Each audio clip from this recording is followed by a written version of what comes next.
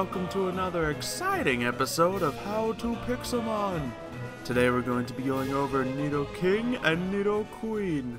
Nidoking is definitely one of my favorite Pokemon altogether, especially in the Kanto region and first season and all that stuff. So it's definitely going to be a fun one to do. The thing is, the one main thing you gotta think about when you're training these ones is when to evolve it. Because if you guys don't know already, when you evolve a Nidorina or Nidorino, they evolve from a Nidoran at level 16. After that, it's pretty much just whenever you want to use a Moonstone on it. Now there's two directions on how to do this. Let's just grab a Moonstone real quick. The first direction is evolve it sooner, and that way you can get some solid moves on it. But one thing a lot of people like to do with Nidoking and Nidoqueen is have Toxic Spikes on them. Toxic Spikes, if you don't know, is a really good move. And it pretty much just makes it so all the Pokemon the other person sends out get poisoned. So we're going to demonstrate it on this Nidorina. Because at level 35, no, we didn't mean that. I meant to use the rare candy. Okay, so yeah, at level 35 Nidorina, we'll learn Toxic Spikes. Same goes for Nidorino.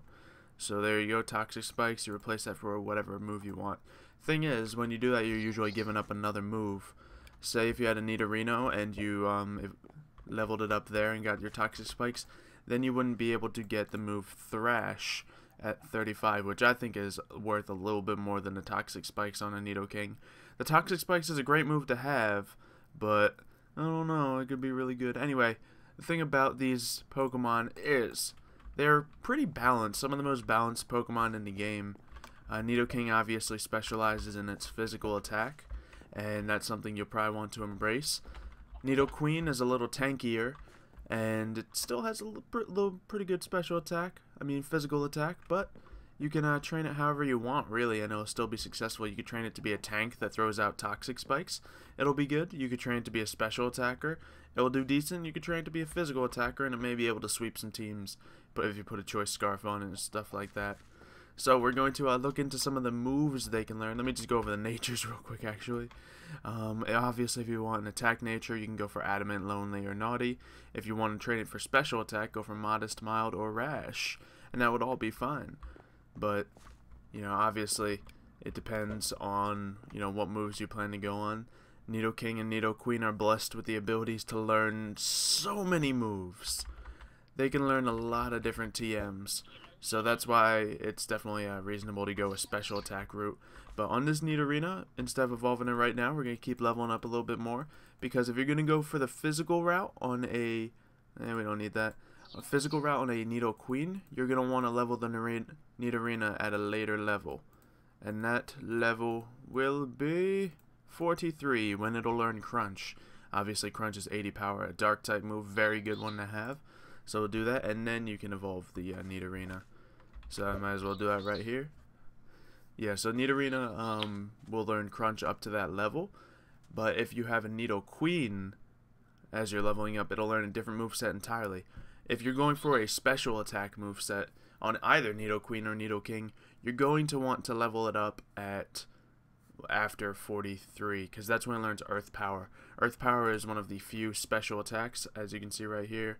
Actually, it bugged there, so maybe I can learn both Crunch and Earth Power. Ho ho! Loophole? Loophole? Did we get it? And oh, cool. So we did end up getting them both, but you can't really rely on that bug happening. But yeah, Earth Power, you get that at 43, as you can also see right here on this Nidoqueen. And there you go. So that's definitely the route you want to go if you're going for a special attack. Same goes for Nidoking, because for Nidoking you also will end up getting Earth Power, and as a ground type Pokemon, that is going to be one of your strongest moves. Now, as a physical attacker, as a Nidorino, if you train it up as a Nidorino, you will eventually get Poison Jab, and that's pretty much it. You can get Toxic Spikes and Poison Jab, but I much prefer for a Nidoking to just evolve it sooner rather than later, because then you'll get the Thrash move, of course, and also later on you'll get a move called Mega Horn. Let's just take a look at that real quick. I believe it's at 58. So let's grab ourselves some Mega Horn. Bang, and that's a 120 power bug move. So already you're stacking up with a 120 power move for both bug and for normal. you're also going to probably get Earthquake on it, and you can TM Poison Jab to it. So that's a really solid moveset, and that's not even teaching it some of the other TMs it can learn. On this one, we'll just demonstrate some of the other TMs we can learn. Like, let's get Thunderbolt, and I believe Flamethrower, or Ice Beam. And these can all be taught to it. Bang. And obviously this one would be more of a special attacker. So you can just teach it a really random set of special attack moves, and that'll trick people up. You can confuse them with that, because a lot of people see Nidoking and think it's going to come at them with an Earthquake or a strong special attack. I mean, a strong physical attack, when really you can hit them with a really nice special attack and still do rather well damage. If you want to put a Choice Specs on them, it'll really floor them, and that'll be fine. If you want to put a Choice Scarf on them, they'll go first. Or if you have an Attack Nidoking Choice Band, that'll do fine. But since they are so balanced, going with something such as a Leftovers on a Nidoqueen and a Metronome on a Nidoking is definitely reasonable, just so you can have that versatility of the moveset, and their stats are already pretty balanced. I do like Nidoking because usually he can take a hit and deliver 1 or 2, and it usually doesn't take much more than that to take out an opponent. So that's definitely a benefit to having them. So that's the items we have. Of course, Nidoqueen, you can also take the physical or special attack route here. So this one would be going for special attack since I have the Earth Power, or could be going physical. Well, you just need Earth Power for the special, and for physical you'd rather go with Earthquake. So let's grab that TM and Poison Jab. You can also get Sludge Wave, which would be a good move on the special attacker, or Sludge Bomb, either one of them. And then you just teach it to your special attack Nidoking or Nidoqueen. Boom, an extra 90-95 damage, whichever one you choose. And it'll just be really awesome to trick people up, and it'll still be great damage. So obviously on Nidoqueen we can go Earthquake, bang. You can replace Earth Power for that, and then you'll have all physical attacks. And pretty much with the Toxic Spikes, you decide to either use that or not use it.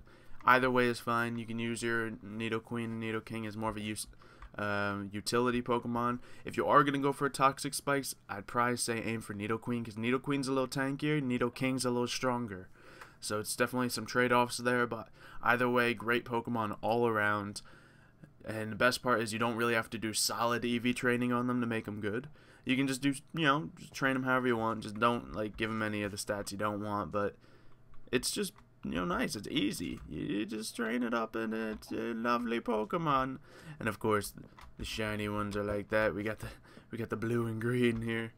Anyway, I guess that's going to be the end of the episode. If you guys have liked or learned a thing or two about Nidoking, Nidoqueen, make sure you leave a like on the video and say something down in the comments below that you learned. Because knowledge is good. And why do I have a fish? Why do I have 8 fish is the better question. I don't remember killing Magikarps. Anyway, thank you for watching. I'll see you next time, and goodbye!